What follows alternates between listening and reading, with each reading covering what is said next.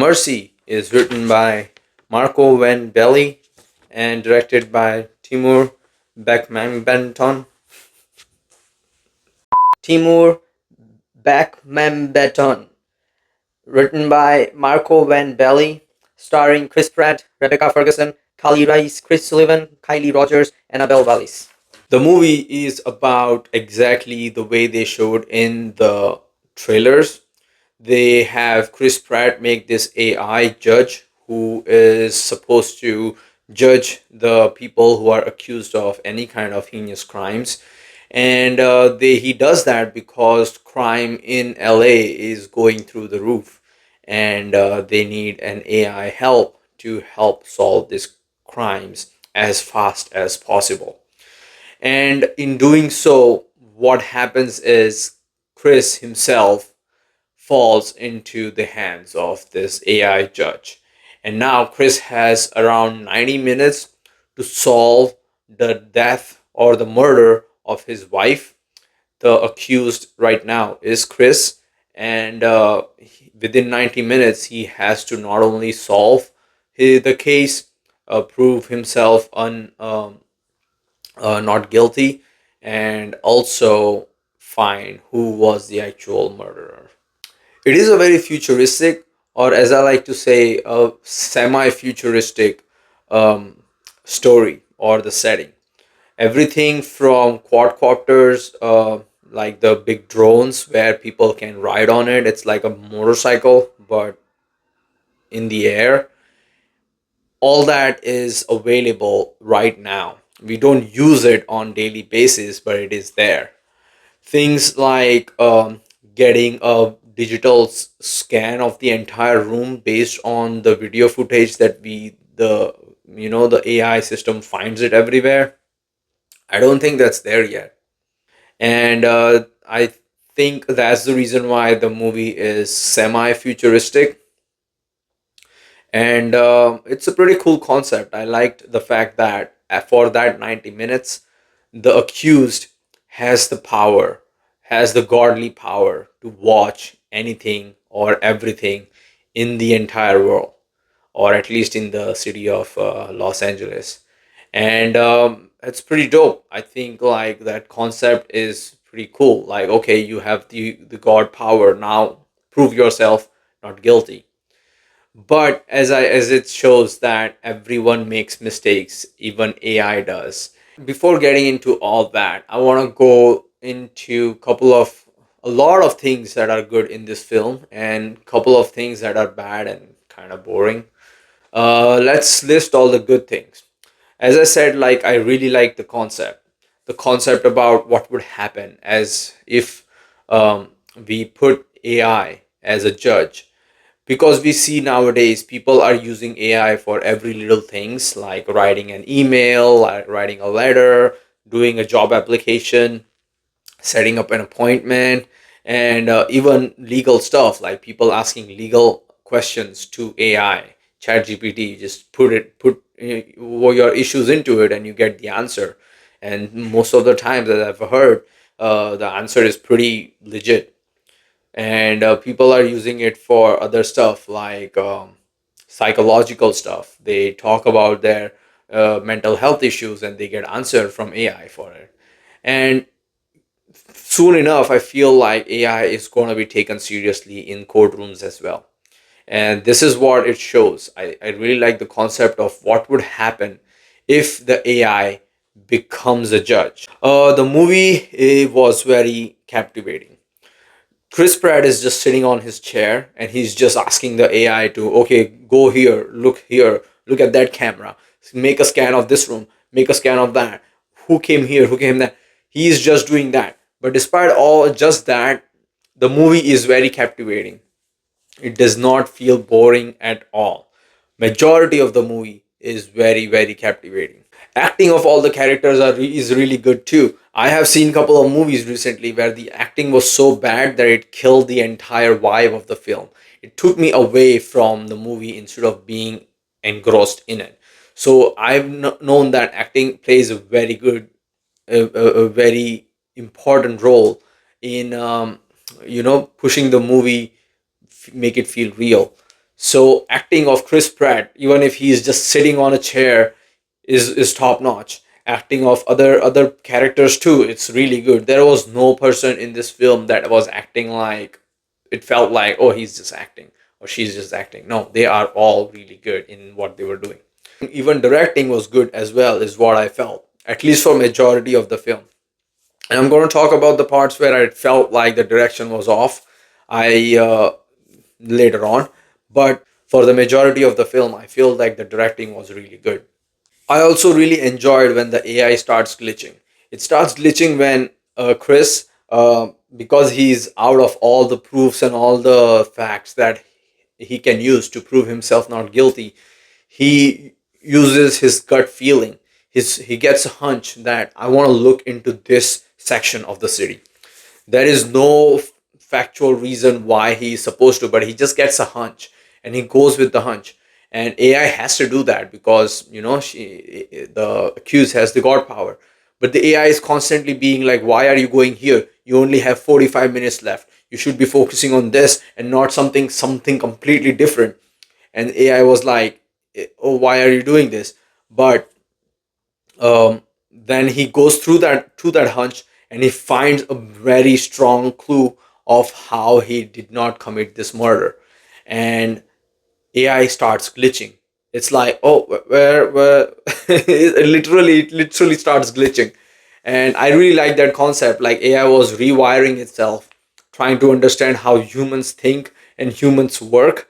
And then the AI uses that new rewiring to take actions later on in the film. And I really like that part too. Like you can literally connect to Rebecca Ferguson's character who is playing the AI, and you can understand how the AI is changing its emotions, it's changing its mood. It is getting more real, more human as we go through the film. The message of the film is really good too. It says that we really need real people to judge other people, even if these other people are criminals. We need real people because AI, just like everyone and everything, AI can make mistakes too. And at the end of the day, an AI makes a mistake. The person who is responsible for that mistake is the person who made this AI. So that message was really good as well. Like you cannot put AI as the master of everything everywhere, especially when it comes to dealing with people's lives. Now let's talk about the bad things in the film. I believe the second half or the second act, when it ended and the third act started, till that point movie was really engrossing, really good, really interesting, and I was really focused on the film. But by the end, or almost at the end of the third act, felt like it was dragging on. There were too many twists. Oh, Chris Pratt did not commit the murder. Oh, this guy committed the murder. Now this guy who committed the murder, that twist was enough for me. But now he showed, oh, this is the reason why I committed the murder. So this person was the reason why I committed the murder. And then we get another twist, like the second person, what was the reason why the first person committed the murder, was being what is the word, like unfairly treated by a third person who is Chris Pratt's so and so. And I'm like, I was really excited and happy that Chris Pratt was able to find the actual murderer of his wife. Now we have someone else to blame. Now we have some a third person to blame, and we are just keep blaming other people, revealing as a big fat twist. It just didn't feel like that much interesting to me at that point. Another thing that I was really annoyed by is that this one person, decides to blow up this whole building where this Mercy AI judgment system is. And he takes a big truck, big trailer full of explosives into this building. And the AI tells that this amount of explosive in this truck is enough to blow out the entire city of Los Angeles. Now, what annoys me the most is that The truck was supposed to reach the this Mercy building and blow up this entire building along in the entire city. As soon as it reaches the building, it reaches the building, and then it does not blow up. It does not. And the reason they gave us was that, the driver of this trailer, the bomber, he wanted to make sure Chris Pratt is in the building. I'm thinking he knows that Chris Pratt is in the building. He is in the Mercy building trying to fight his own case. There is no way this Chris Pratt is going to run outside the city within couple of minutes of him reaching there. And he knows that this bomb is strong enough to blow an entire city. So why did he not just blow it up? You know? So that reasoning was kind of boring. And this happened at the end of the film. So at that till that point, I was like completely bored and annoyed by, okay, let's just end this. It was going really good until this point. Now it's all boring. Then he comes out, the bomber who is about to detonate this bomb. He comes out of the trailer, and he's like, he holds up a remote control, a switch. It says that it is a dead man switch, meaning if he lifts the finger from the button of the detonator, then the bomb would go off. And Chris fights this guy to try to make him not lift his finger. Okay. And he fights the detonator off his hand and then just throws it away somewhere. I'm like, isn't it the detonator supposed to go off if someone lifts the finger from the button? They don't even show where Chris Pratt is holding the detonator in his hand after he gets it from the other guy's hand. He is just, his hands are free. Where is the detonator? So that part is what I was going to say, that the direction over at that time was really bad. And then the twist over twist over twist over twists, but especially at the end, after twist, was just boring again. Like, okay, we get it, but now let's just end this. It was going so good. Why did you put all this into it? But even if you wanted to put it that way, you could have made it more interesting. I think uh, it became boring at the very end. And I think that's the reason why one of the reasons why this film does not have that good of a rating, at least for now. It only has 6 out of 10 on IMDb. And it is like, this film feels like it should be at least 6.9 or 7 if you chop off the end part. But it's not even 6.5, it's just 6. So it's kind of I think maybe that's the reason why it is. Another reason can be because not a lot of people like Chris Pratt, and I think that can be one of the reasons why the film got low rating. But I really like the film. The weightage of the good things over the bad things is just too much. There are too many good things in this film, and there is a lot less bad thing.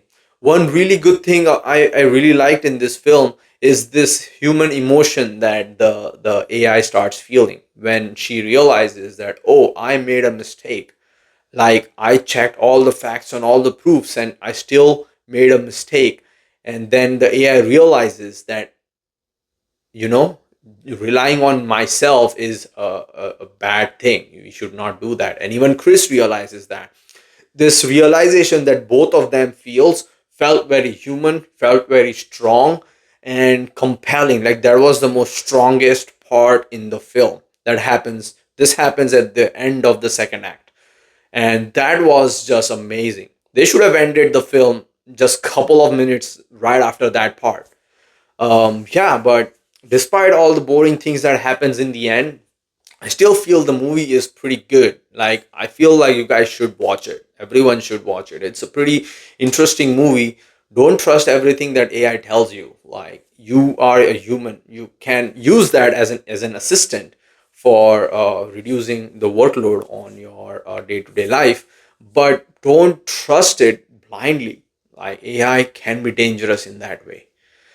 But yeah, that's the review for the film. I hope you guys like it. Please like this video and please subscribe to my YouTube channel, and I'll see you in the next video. Bye.